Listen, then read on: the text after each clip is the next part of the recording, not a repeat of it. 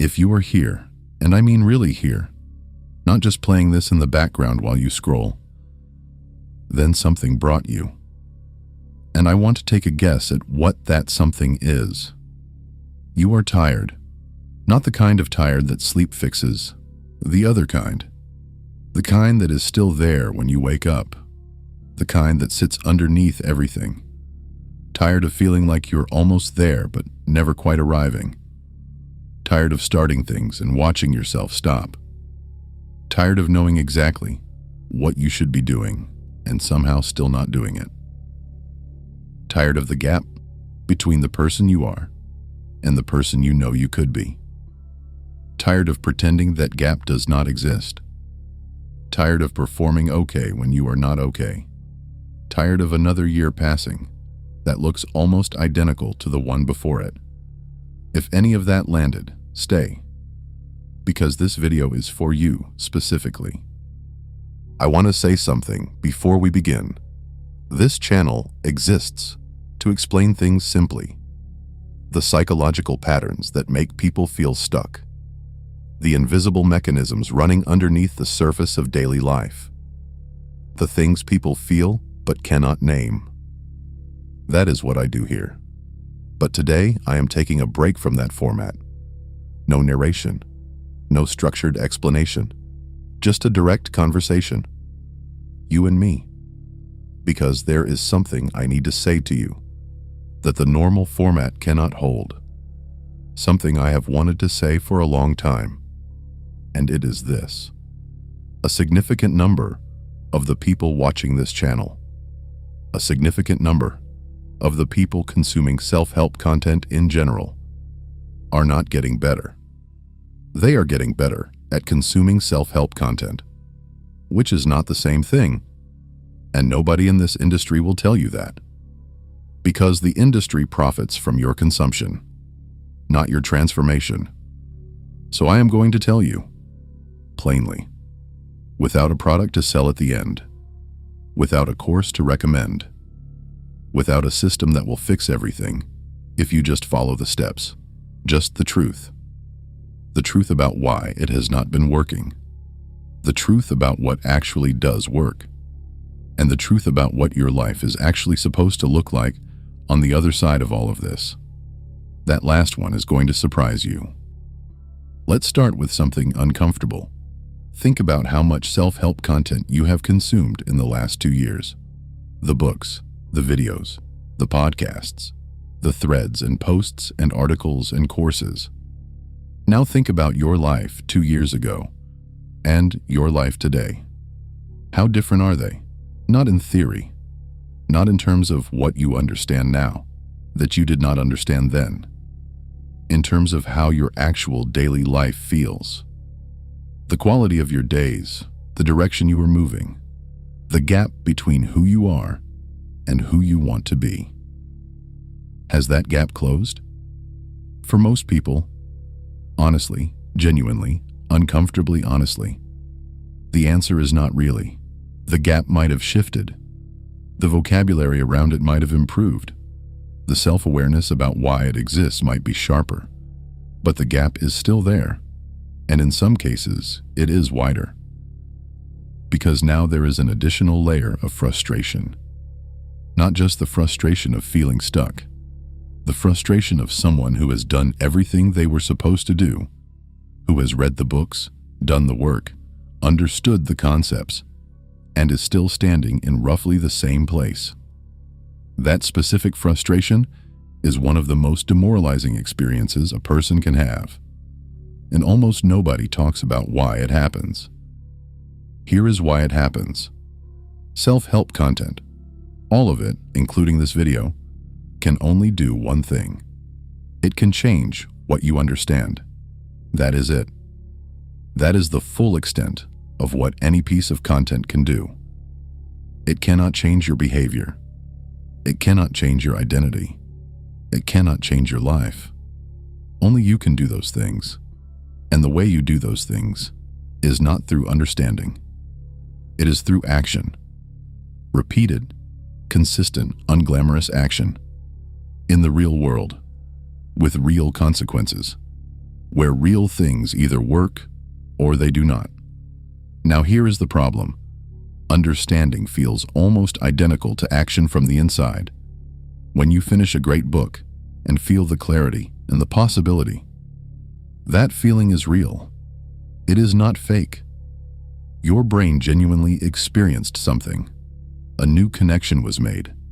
A new perspective opened. The reward circuit fired. And your brain, which cannot fully distinguish between doing something and vividly understanding something, gave you a version of the feeling of progress without any of the actual movement. And if you go back to another book before that feeling fades, before the gap between the insight and your actual life becomes uncomfortable enough to force action, you get another hit of the same feeling, and another, until consuming is no longer a means to an end. It is the end. Until the identity of someone who is working on themselves, who is learning, growing, improving, becomes more important than the actual work of changing. This is the self-help trap, and it is not a character flaw. It is a completely predictable neurological response to an industry that has been optimized to keep you consuming. You did not fail self-help. Self-help failed you by never telling you this. Now, I want to talk about the people who do not consume self-help. The ones who have never read a productivity book, who do not watch videos about discipline or mindset or growth, who could not tell you what a dopamine detox is. You know these people. And if you are honest, some of them are doing better than you. Not all of them, but some. They have built things. They are moving. Their life is actually changing. And this makes no sense if you believe that understanding is what produces change. Because you understand far more than they do. You have more tools, more frameworks, more vocabulary for what is happening inside you. And yet, here is why. Those people are learning through direct experience. They are not reading about how to start a business. They are starting one and failing and figuring it out. They are not consuming content about discipline. They are just showing up every day because they have decided to. They are not studying the psychology of habit formation. They are forming habits through repetition because there is no other way. Their knowledge is incomplete. Their vocabulary is limited. Their self-awareness is lower than yours. But their relationship with action is completely different. For them, action is the default. Understanding is something that happens along the way. For the self-help consumer, it is the reverse. Understanding is the default. Action is something that happens after enough understanding has accumulated, and enough understanding never accumulates, because there is always more to understand. Another book that addresses the exact thing you are still struggling with. Another video that finally explains the piece you have been missing. Another framework that will make everything click. And the clicking never produces the doing. Not consistently. Not sustainably. Not in the way that actually changes a life. I want to be clear about something. I am not telling you that self-help is useless. I am telling you that self-help without foundation is useless. And the foundation has nothing to do with the content you consume. It has to do with three things that the industry never discusses, because discussing them would require honesty that reduces consumption. The first is knowing who you actually are, not the version you perform, not the version you describe to other people, not the version that shows up in your journal entries when you are trying to sound self-aware.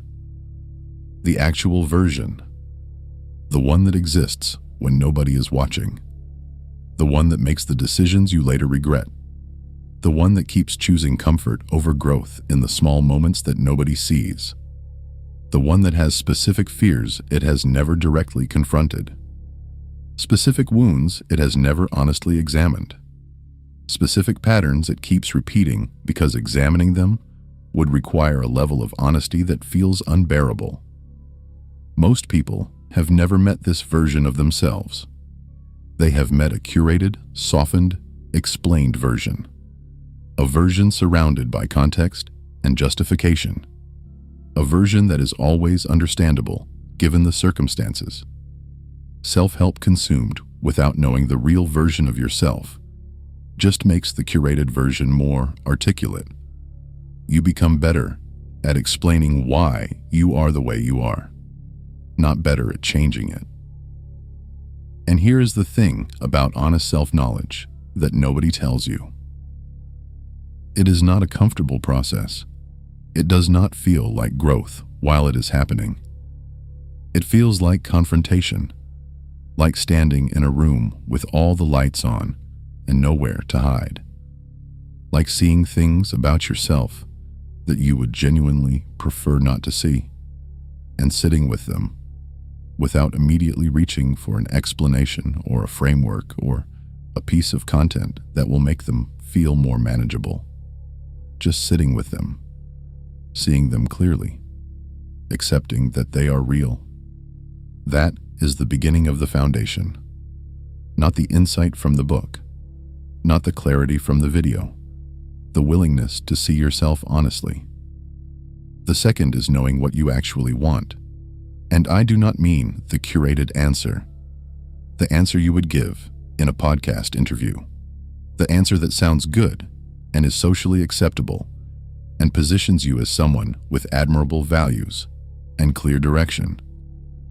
I mean the real answer, the thing that when you imagine actually having it, actually living it, produces a feeling that is undeniably yours. Not impressive, not virtuous, not what your parents wanted for you, or what your culture defines as success, or what the people you follow online seem to be building toward. Yours. This sounds simple. It is one of the hardest things a person can do, because most people have never separated what they genuinely want from what they have been told to want. The two have been so thoroughly mixed for so long that distinguishing between them requires a level of internal honesty most people have never attempted. And the reason this matters for self-help is direct. When you do not know what you actually want, when you are operating on an approximate, borrowed, socially approved version of desire, self-help content gives you better tools for moving in a direction you never chose. More efficient, more disciplined, more optimized movement toward a destination that was never yours. And the more effectively you move toward it, the worse you feel. Because deep under everything, under the productivity and the discipline and the optimized morning routine, something knows this is not it.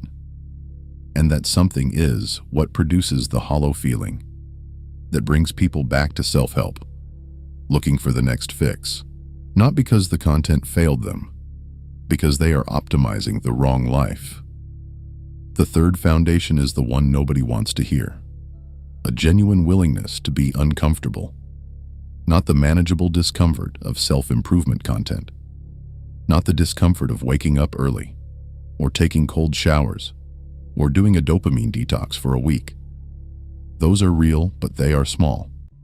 I mean the discomfort of doing the actual thing, of putting real work into the world before it is ready, of having the conversation that needs to be had even though you do not know how it will go, of taking the risk that matters to you even though failure is completely possible, of being seen, genuinely, publicly seen, as someone who is trying and potentially failing at something that matters. This is the discomfort that self-help is most commonly used to avoid, not to face. People consume self-help because it produces the feeling of preparation, the feeling of almost ready, the feeling that there is still something to understand before the real thing can begin. And the real thing never begins, because there is always more to understand. And the discomfort of starting before you are ready, of failing in public at something that matters is avoided indefinitely, while the consumption continues, while the understanding deepens, while the gap remains exactly where it was.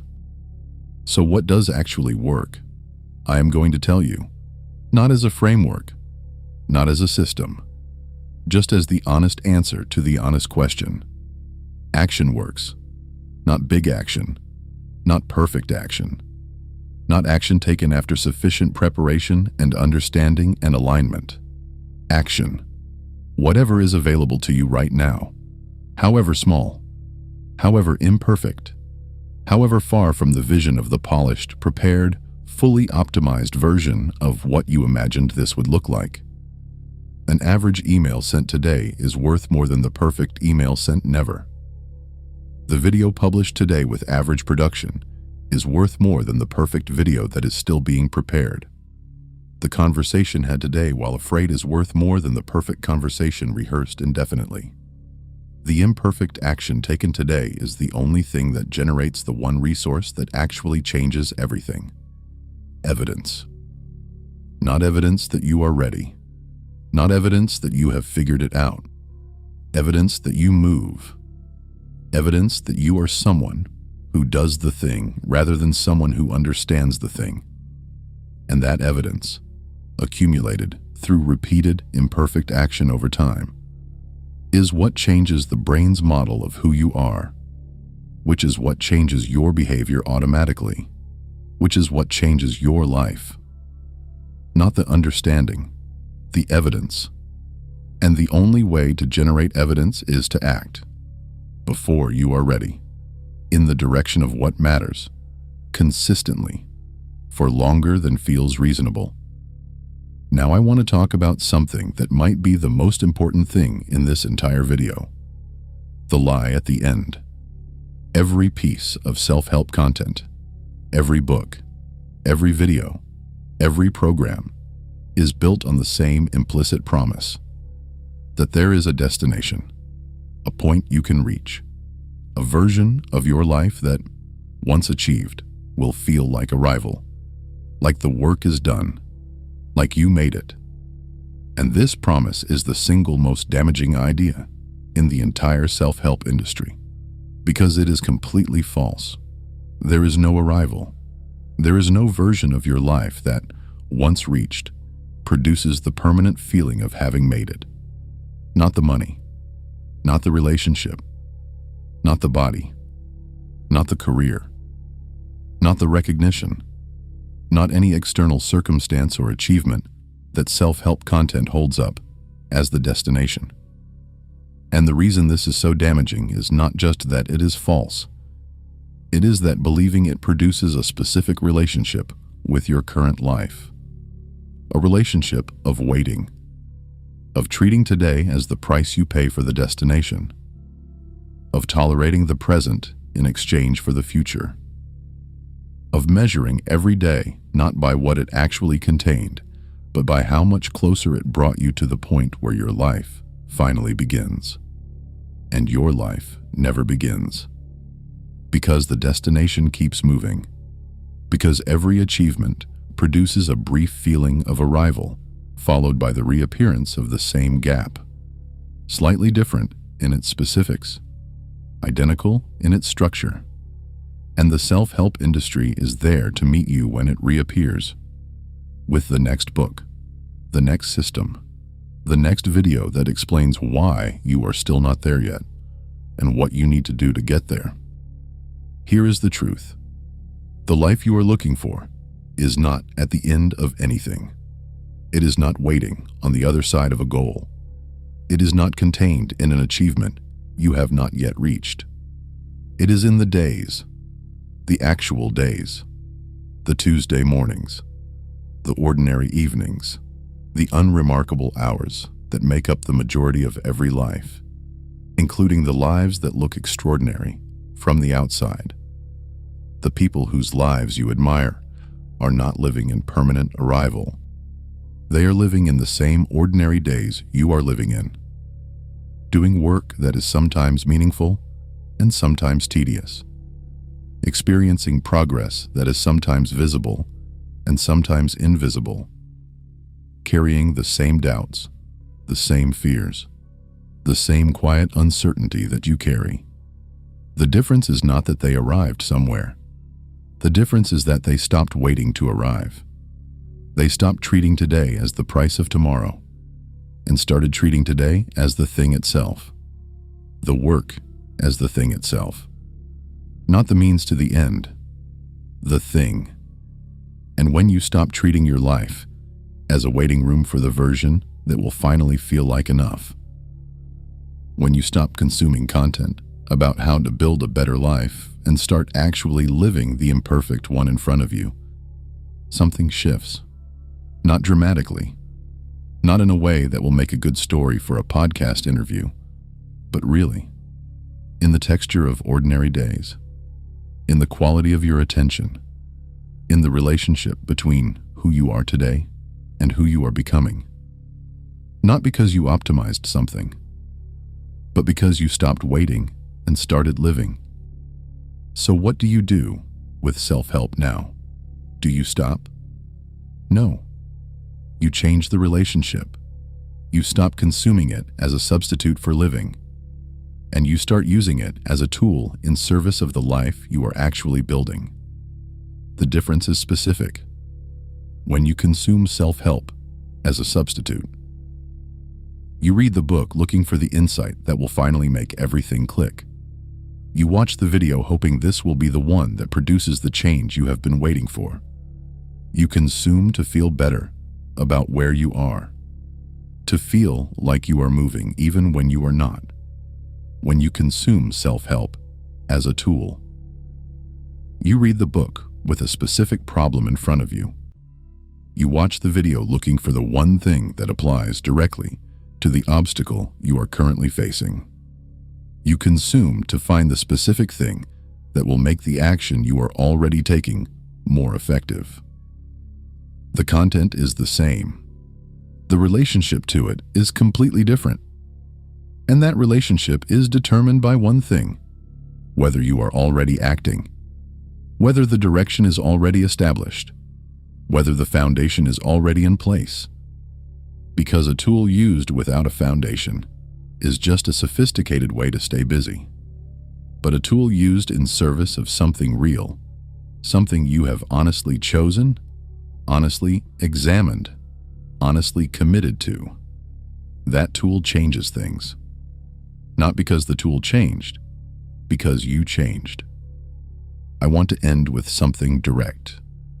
If you have spent years consuming self-help content, if you have read the books and watched the videos and felt the clarity and watched it fade, if you have tried the systems and built the habits and kept the journals and still feel like something fundamental has not shifted, I need you to hear this. You are not broken. You are not lacking the gene that other people have for this. You are not someone for whom change is uniquely difficult. You are someone who has been consuming a substitute for the life you actually want to build. And the reason it has not worked is not that you failed. It is that nobody told you what the actual work is.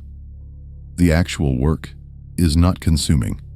It is doing, imperfectly, consistently, in the direction of something that is genuinely yours, without waiting to feel ready, without waiting for the perfect understanding, without treating today as the price of a better tomorrow. The actual work is living your actual life with the honesty to see it clearly, the courage to move in the direction of what actually matters to you, and the willingness to let it be imperfect and real and yours, rather than perfect and imagined and borrowed from someone else's definition of a good life. That is it. That is all of it. Everything else, every book, every video, every framework, including this one, is just a tool. And tools only work in the hands of someone who is already moving. So move. Not tomorrow. Not after the next video. Not once the understanding feels complete. Now. With whatever is available to you right now, however small, however imperfect, however far from the version you imagined. Move. Because the life you are waiting for is not coming, but the life you actually build. Day by day, action by action, imperfect moment by imperfect moment, that life is already here, waiting for you to stop watching it and start living it. If this made sense to you, you already know why you're here. We'll talk again.